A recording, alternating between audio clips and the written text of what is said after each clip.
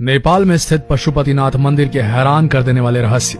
पशुपतिनाथ मंदिर को शिव के 12 ज्योतिर्लिंगों में से एक केदारनाथ मंदिर का आधा भाग माना जाता है। यह मंदिर नेपाल की राजधानी काठमांडू से 3 किलोमीटर उत्तर पश्चिम में बागमती नदी के किनारे देवपाटन गांव में स्थित है। नेपाल की पावन भूमि आध्यात्म की सुगंध से सराबोर है। ये जगह पूरी तरह से जिंदगी के आध्यात्मिक पहलुओं से जुड़ी है।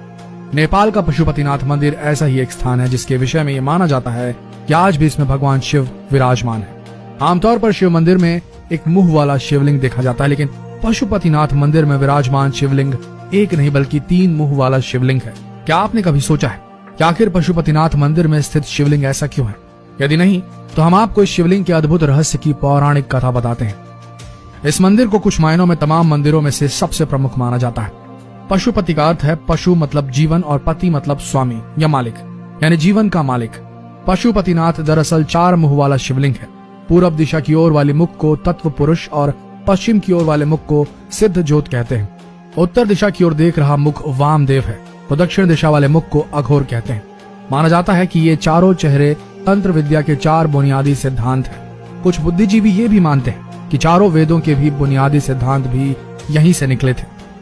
माना जाता है कि ये शिवलिंग वेद लिखे जाने के पहले से ही स्थापित हो गया था। पौराणिक कथाओं के अनुसार जब महाभारत के युद्ध में पांडवों द्वारा अपने से रिश्तेदारों का खून बहाया गया, तब अपने ही भाइयों के वध करने की वजह से पांडव बहुत दुखी थे। उन्होंने अपने भाई और सगे संबंधियों को मारा था। इसे गोत्र वध कहते हैं। उन्हें अपनी करनी पर पछतावा था। वह इसका निवारण करना चाहते थे। तब भगवान कृष्ण ने पांडवों को इस गोत्र के दोष से मुक्ति के लिए शिव की शरण में जाने को कहा था। ये सुनकर पांडव शिव की खोज में निकल पड़े थे। शिव नहीं चाहते थे कि उनसे जो जघन्य अपराध हुआ है उसे उनको इतनी आसानी से मुक्ति मिल जाए, इसलिए पांडवों को अपने पास देखकर उन्होंने एक बैल का रूप धारण कर लिया था और वहां से भागने की कोशिश करने लगे थे। इसे पांडव समझ गए और वे उनको पकड़ने की कोशिश करने लगे। इस भागादौड़ी के कारण शिव जमीन में लुप्त हो गए। फिर जब वो फिर बाहर निकले तब उनका शरीर 4 भागों में बट गया। कहते हैं कि तब से ही शिव के इस 4 मुख वाले शिवलिंग का अस्तित्व हुआ। विश्व में 2 पशुपतिनाथ मंदिर प्रसिद्ध हैं, एक नेपाल के काठमांडू का और दूसरा भारत के मंदसौर का।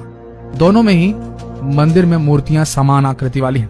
नेपाल का मंदिर बागमती नदी के किनारे काठमांडू में स्थित है और इसे यूनेस्को के विश्व धरोहर में शामिल किया गया है। यह मंदिर भव्य है और यहाँ पर देश विदेश से पर्यटक आते हैं। माना जाता है कि यह लिंग वेद लिखे जाने से पहले ही स्थापित हो गया था। पशुपति काठमांडू घाटी के प्राचीन शासकों के अधिष्ठाता देवता रहे हैं।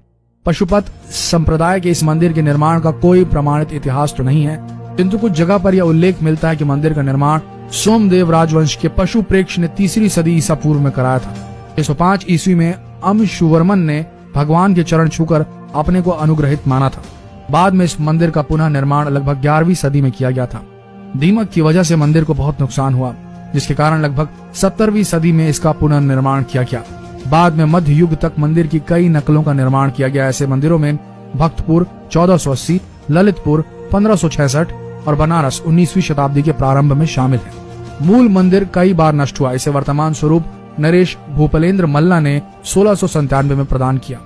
अप्रैल 2015 में आए विनाशकारी भूकंप में पशुपतिनाथ मंदिर के विश्व विरासत स्थल की कुछ बाहरी इमारतें पूरी तरह नष्ट हो गई थी, जबकि पशुपतिनाथ का मुख्य मंदिर और मंदिर के गर्भगृह को किसी भी प्रकार की हानि नहीं हुई थी।